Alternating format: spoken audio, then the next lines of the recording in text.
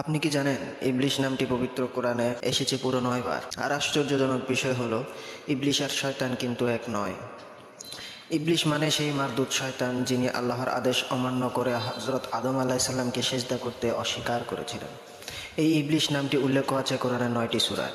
সূরা বাকারা আয়াত নং 30, সূরা আরাফ আয়াত নং 11, সূরা হিজর আয়াত নং 31 ও 32, সূরা বানী ইসরাঈল আয়াত 61, সূরা কাহাফ আয়াত 50, সূরা তহা আয়াত 116, সূরা শুরা আয়াত 95, সূরা সাবা আয়াত 20, সূরা সোয়াদ আয়াত 74 ও 75। তবে মনে রাখবেন, শয়তান শব্দটি সবসময় ইবলিশ বোঝায় না।